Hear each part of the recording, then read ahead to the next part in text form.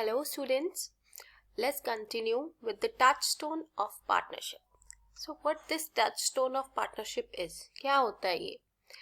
बच्चों एक चीज़ है, अभी हमने प्रीवियस लेक्चर्स में पढ़ा कि पार्टनरशिप क्या है कि दो या दो से ज़्यादा पर्सन्स हैं, उनके बीच में एक एसोसिएशन है और जब वो कोई बिजनेस कर रहे हैं, लॉफुल बिजनेस है, उनका ऑब्जेक्टिव प्रॉफिट अर्न करना है, तो वो पार्टनरशिप है।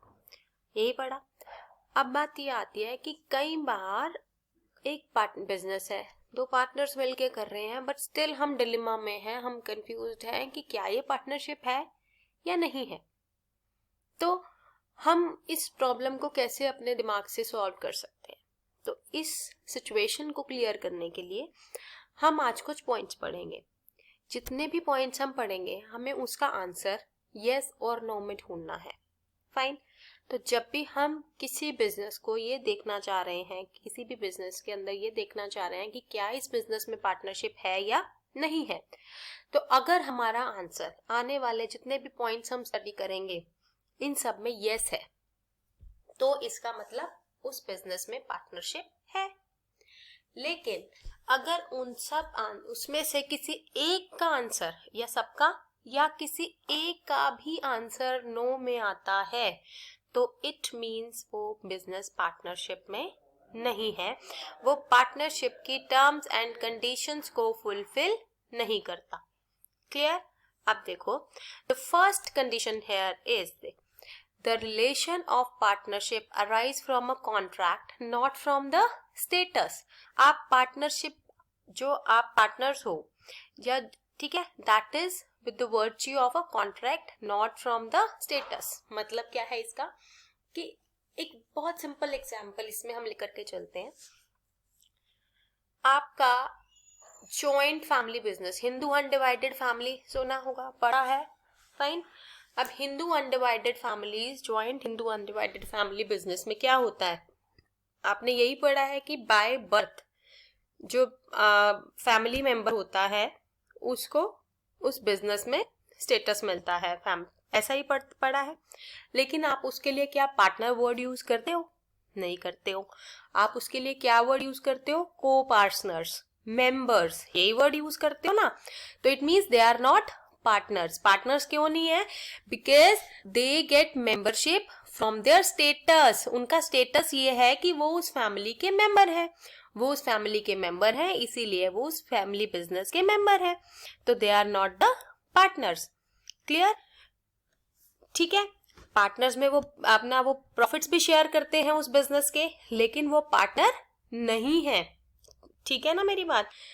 दूसरी बात, अब आपने ये देखना है कि क्या वो उस बिजनेस से रिलेटेड उनके बीच में कोई कॉन्ट्रैक्ट हुआ, यानी कि कोई एग्रीमेंट। अगर आपने कॉन्ट्रैक्ट एक्ट पढ़ा है तो आपको पता होगा कि एग्रीमेंट ही कॉन्ट्रैक्ट में टर्न आउट होता है। फाइन।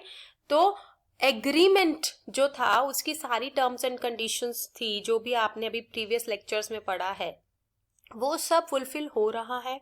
तो इन दैट केस वो जो रिलेशनशिप है वो उस कॉन्ट्रैक्ट से अराइज हो रही है। दो पार्टनर, जो दो पर्सन्स एक बिजनेस कर रहे हैं, उनके बीच का जो रिलेशनशिप है that is because of a contract.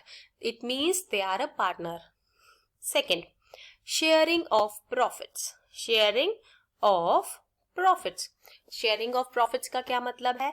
फिर से वही बात कि अगर वो बिजनेस के प्रॉफिट्स शेयर कर रहे हैं तो वो पार्टनर है। अगर वो बिजनेस के कोई एक पार्टनर है जो बिजनेस में प्रॉफिट शेयर नहीं कर रहा, वो कह रहा है मैं काम करूंगा लेकिन मैं प्रॉफिट शेयर नहीं करूंगा, तो वो पार्टनर नहीं है। A person who doesn't have a share in the profits of a business can not be termed as a partner. उसको पार्टनर नहीं कहा जा सकता। तो शेयरिंग ऑफ प्रॉफिट्स जो है एक बहुत इंपॉर्टेंट कंडीशन है। क्लियर है? अब देखो फिर से वही बात, पहले वाला एग्जाम्पल लेकर के चलते हैं, जो अभी मैंने आपको HUF का मेंबर वाला एग्जाम्पल दिया था। अब एक जॉइंट हिंदू फैमिली में एक मेंबर है, जॉइंट हिंदू फैमिली का बिजनेस हुआ, उस बिजनेस के प्रॉफिट्स को उसके मेंबर्स में उसके मेंबर्स में डिस्ट्रीब्यूट किया गया।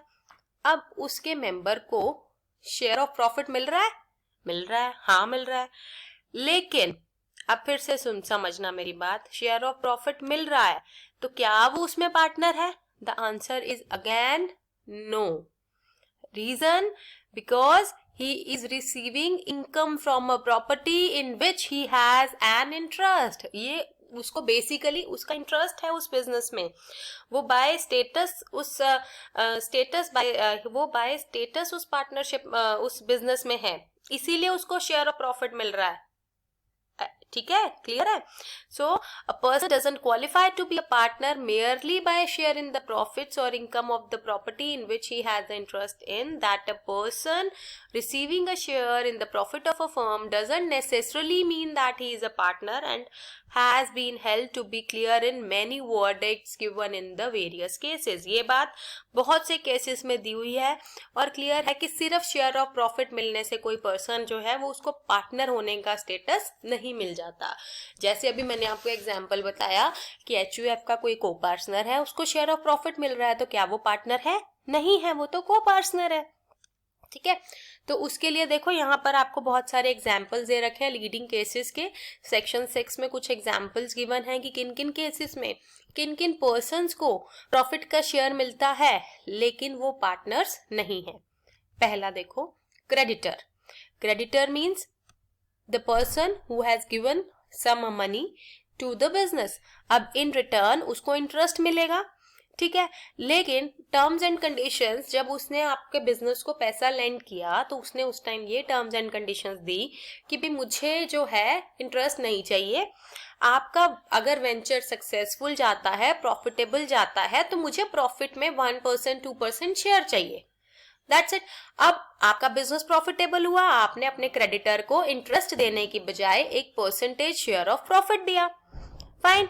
तो अब वो क्रेडिटर पार्टनर बन जाएगा? नहीं बनेगा, वो क्रेडिटर ही रहेगा. इन the same manner the second point is of agent और एम्प्लॉय. कि अगर कोई एजेंट है, फाइन, तो अगर कोई एम्प्लॉय है, कोई एजेंट ऑफ द फर्म है, ठीक है, who receives a share in the profit doesn't become a partner, तो वो भी पार्टनर नहीं बनता. आप इसमें भी बड़ा एक सिंपल सा एग्जांपल है. एजेंट है, एजेंट को आप नॉर्मली क्या देते हो? कमीशन पे वो काम करता है. एम्प्लॉय है, वो सैलरी पे काम करता है. लेकिन कई बार हम किसी एजेंट को या किसी एम्प्लॉय को ये कह करके हायर करते हैं कि अगर आपने एक स्पेसिफिक अमाउंट से ज्यादा सेल की तो आपका प्रॉफिट शेयर बनेगा, और हम आप उस अमाउंट के ऊपर जितना भी हम एक्स्ट्रा प्रॉफिट होगा आपकी एक्स्ट्रा एफर्ट्स की वजह से, उसका हम इतना एक स्पेसिफाइड परसेंटेज आपको देंगे. तो क्या वो एजेंट पार्टनर बन जाएगा? नहीं बन सकता ना. Just give it a thought in your mind. वो पार्टनर तो नहीं बन सकता, वो एजेंट ही रहेगा. थर्ड, विडो और चिल्ड्रन.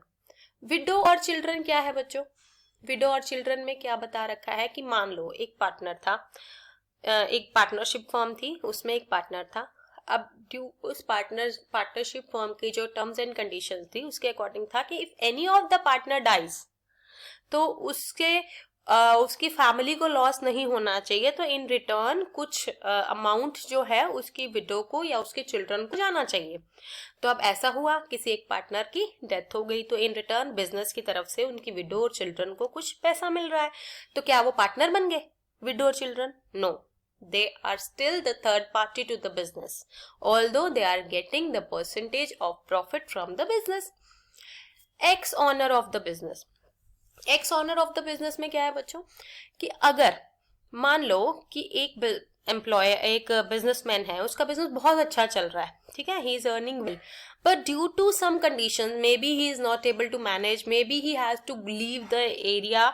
कोई भी रीजन हो सकता है, उसकी कोई भी मजबूरी हो सकती है, उसका कोई भी बिजनेस प्लान हो सकता है, तो वो ये डिसाइड करता है कि I am going to sell my business. अब वो अपना बिजनेस क्या कर रहा है? सेल कर रहा है. लेकिन उसने जिस भी पार्टी को अपना बिजनेस सेल किया तो उसने न्यू ओनर को ये बोला कि भी मैं आपको अपना चला चलाया बिजनेस दे रहा हूं, मेरे बिजनेस की गुडविल है, आपको नए बिजनेस की तरह इसको डील करने की जरूरत नहीं है, कस्टमर आपके पास आएगा मेरे नाम से ही आएगा.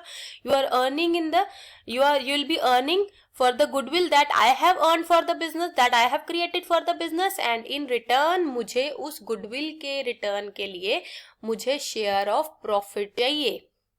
ठीक है, अब बिजनेस तो किसके पास गया, न्यू ओनर्स के पास गया, न्यू ओनर्स ही कमा रहे हैं, लेकिन उससे होने वाला एक स्पेसिफाइड परसेंटेज ऑफ शेयर, जो परसेंटेज शेयर ऑफ प्रॉफिट्स जो एक्स ओनर और प्रीवियस ओनर के बीच में डिसाइड हुआ था, तो जो एक्स ओनर और न्यू ओनर के बीच में डिसाइड हुआ था, तो न्यू ओनर क्या करेगा, उतना share of profit x owner को देगा।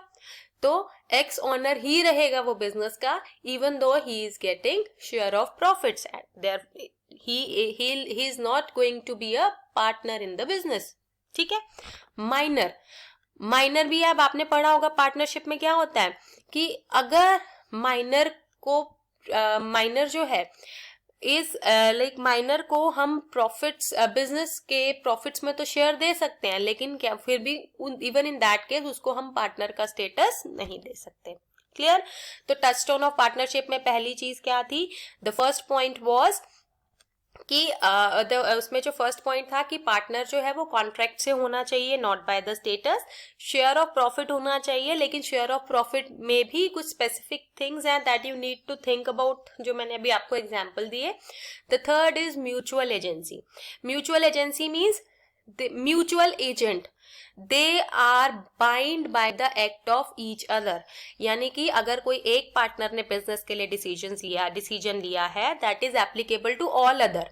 इन द सेम मैनर अगर कोई बाकी सब पार्टनर बिजनेस के लिए डिसीजन ले रहे हैं तो वो उस पार्टनर के लिए भी बाइंडिंग बनता है, तो इसको हम बोलते हैं म्यूचुअल एजेंसी। तो अगर उनके बीच में म्यूचुअल एजेंसी का रिलेशनशिप है तो that is termed as partnership, और उनको हम पार्टनर्स कहेंगे। सी यहां पर लिखा हुआ है ना, in other words, does each partner bind the others by his action, and is he himself bound by the action of others? If yes, if such a relationship exists, if the answer turned out to be yes between the parties, then the partnership between them exists।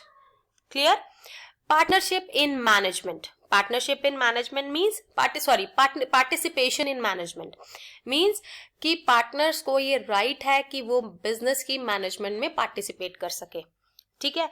अगर कोई एक भी partner ऐसा है, ठीक है, जिसको हम सो कॉल्ड पार्टनर कहते हैं, if a firm has a so called partner who can not participate in decision making, तो हमने नाम का पार्टनर रखा हुआ है और वो बिजनेस की डिसीजन मेकिंग में भी कोई वो नहीं कर सकता पार्टिसिपेट, तो उसको हम पार्टनर नहीं कहेंगे।